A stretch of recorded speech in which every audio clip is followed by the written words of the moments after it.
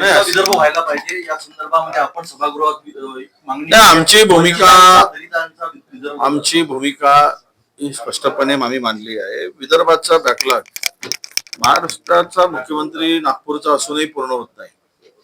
अजूनही त्यावर वैधानिक विकास मंडळ नाही. आताही पैशाचा ओघ तो समान डिस्ट्रीब्युशनचा काही फॉर्म्युला आहे तो पण पाळला जात नाही. मग विदर्भ जर सगळ्या दृष्टीने मागे राहत असेल तर मग विदर्भ का वेगळा नको ही भाजपची भूमिका पूर्ण होती. आणि सत्तेमध्ये मुख्यमंत्री विदर्भाचा असो, परंतु सत्तेची चाबी आणि सत्तेमध्ये असलेला वर्चस्व पाहता या राज्यातील सत्तेचाही समतोल उद्या सांभाळायचा असेल तर विदर्भ हा वेगळा होण्याची भूमिका आवश्यकता आहे. हे मी माननीय आमच्या हायकमांडला समजावून देणार आहे. त्यांच्या कानावर आम्ही हे घालून ही चर्चा करू असं माझं मत होतं.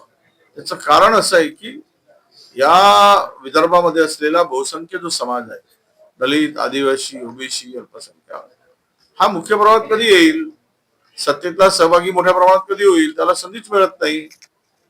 आणि ही वस्तुस्थिती आहे. जोपर्यंत या लोकांच्या हातात पूर्णतः वेगळा विदर्भ होऊन शक्ती निर्माण होत नाही तोपर्यंत विदर्भाचा विकास होणे शक्य नाही. आणि सामाजिक समानता जी आहे ती स्थापित होऊ शकत नाही. विदर्भ वेगळा होण्यासाठी आज स्वतः देशोन्नतीच्या संपादकाला तिथे वेगळा विदर्भाच्या घोषणा कराव्या लागल्या. पुढे भविष्यात हा विदर्भाचा जो मुद्दा आहे मोठ्या प्रमाणात गाजू शकतो.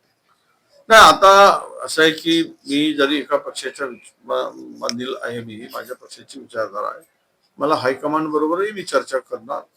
त्यांच्याबरोबर चर्चा करून त्यांच्याही गळी हा विषय उतरण्याचा मी प्रयत्न करेन. आणि हा वेगळा विदर्भ का व्हावा हे मी त्यांना या संदर्भातली माहिती मी त्यांना देईन.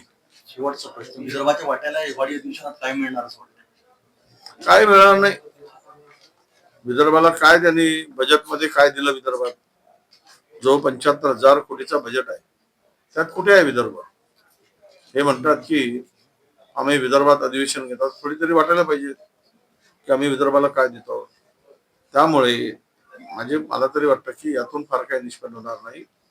हे अधिवेशन म्हणजे विनाकारण पैशाचा अपव्यय ठरणारं अधिवेशन आहे.